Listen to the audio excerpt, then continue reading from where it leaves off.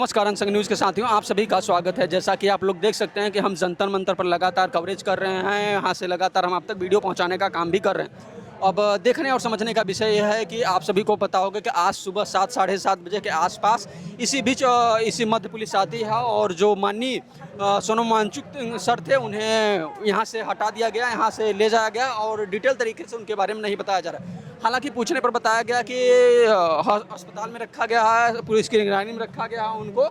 अब देखने का विषय है कि जो होता है आगे की जो जंतर मंतर पर प्रोटेस्ट चल रहा है कांग्रेस जनता पार्टी के और उनके समर्थन में आए हुए हजारों लोग आज और कल की जो लगातार लोग आ रहे हैं, लगातार उसकी संख्या बढ़ती जा रही है। आप लोग देख सकते हैं वीडियो के माध्यम से।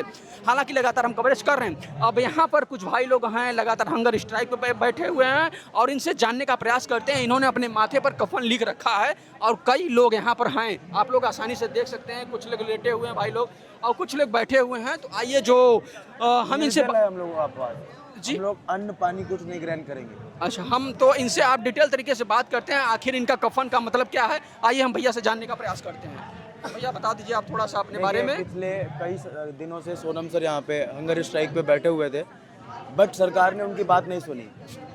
22 बच्चे बैठे हुए थे। सरकार, अब मोदी जी को अगर बच्चों की या सोनम सर की चिंता होती तो वो आ जाते हैं। जैसे 2024 में उन्होंने बोला था ना कि ये पूरा देश हमारा परिवार है, तो अगर उनको अपने परिवार की चिंता होती तो हमारे माँ बाप या हमारे चाहने वाले हमारे लोगों के रिश्तेदार नहीं चाहते कि हम भूख और पानी यहाँ बैठे।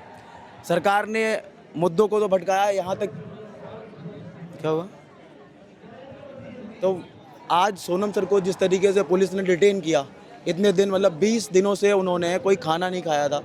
वो लगातार डॉक्टर उनका चेकअप कर रहे थे। डॉक्टर ने भी कोई ऐसा नहीं बोला था कि अभी उनको हॉस्पिटल में एडमिट होना है। यानी जब सरकार ने 20 दिन सोनम सर भूखे रहे, उनकी बात नहीं सुनी, तो हम लोग अब मरने के लिए तैयार हैं कि अगर 22 लोग चले गए हैं, हम लोगों की भी ज़िंदगी लेनी है तो ले लीजिए, लेकिन कम से कम शिक्षा व्यवस्था में जो बदलाव हैं, जो सुधार हैं, उनको करिए। क्योंकि हम लोग और कुछ नहीं मांग रहे हैं। मोदी जी या धर्मेंद्र प्रधान जी से ये नहीं कह रहे हैं कि आप राजनीति छोड़ दीजिए या फिर आप अपने प्रधानमंत्री पद से इस्तीफा दे दीजिए। हम बस ये बोल रहे हैं कि हमारे शिक्षा का अधिकार जो है उसको कम से कम ऐसा करें कि उसमें लूप ज़्यादा 80 पेपर लीक हो रहे हैं। गरीब बच्चे, सरकारी स्कूल की स्थिति क्या है आप जानते ही हैं। और अगर कोई बच्चा सरकारी स्कूल से पढ़ के बड़े बड़े शहरों में आता है तो कनेक्ट नहीं कर पाता है। तो बस यही है कि हमारा जो मुद्दा शिक्षा को लेके है, सरकार उस पर ध्यान दे नहीं रही, सरकार उसमें कुछ एक्शन नहीं ले रही। तो हम लोग कफन बांध के बैठे हुए हैं कि शायद लोगों ने कफन कब से बांधा हुआ है? आज से बांधा हुआ है और हम लोग अनिश्चितकालीन तक निर्जल उपवास हैं। मतलब हम लोग ना अन्न लेंगे ना जल ग्रहण करेंगे। आप लोग क्या लगता है कि क्या सरकार मानने वाली है? नहीं मानेगी तो हमारे बाद जब हम लोग चले जाएंगे तो कोई और लोग बैठेंगे, ऐसे ही मरते रहेंगे। लेकिन हम शांतिपूर्वक अपना आंदोलन जारी रखेंगे। हम कोई भी मतलब हिंसा नहीं करेंगे। आपको जब आप सुबह जब सोनम वांगचुक सर को यहाँ से ले गई थी प्रशासन, तो आप वहाँ पर उपस्थित थे? मैं यहाँ पे नहीं था, मैं रोहिणी दिल्ली में रहता हूँ, तो मैं सुबह सुबह आया था। मैं वैसे यहाँ पे फर्स्ट डे से आ रहा हूँ, बट मैंने कोई हंगर स्ट्राइक वगैरह नहीं किया था। जो मेरे साथी है ये लोग बैठे हुए थे तो मैं इनका टेक केयर वगैरह करता था। बट आज मुझे लगा कि कहीं ना कहीं इस आंदोलन को हमारे जैसे लोगों की ज़रूरत है, आप जैसे लोगों की ज़रूरत है। क्योंकि अगर हम लोग ही भगते रहेंगे तो कुछ होने वाला नहीं है। जब लोग मुट्ठी बनेंगे तो शायद हमारी सरकार बात सुने। और आपके थ्रू अगर सरकार के या सिस्टम के लोगों तक मेरी बात जा रही है तो प्लीज़ वो एक बार सुने यार। हम लोग कुछ और नहीं बोल रहे हैं कि हमको पैसा दे दो, रुपया दे दो। बस बच्चे ये बोल रहे हैं कि जो परीक्षाएं हों वो बेहतर ढंग से हों, परीक्षाओं के पेपर लीक ना हो और शिक्षा व्यवस्था में सुधार किया जाए। बस आपको क्या लगता है धर्मेंद्र प्रधान अपनी अकाउंटेबिलिटी तय करने वाले हैं? क्योंकि आप लोग देख सकते हैं कल और आज, जैसा कि हमने कल भी रिपोर्टिंग यहाँ पर किया था, कल भी हमने देखा था, कल थोड़ा इससे कम भीड़ थी।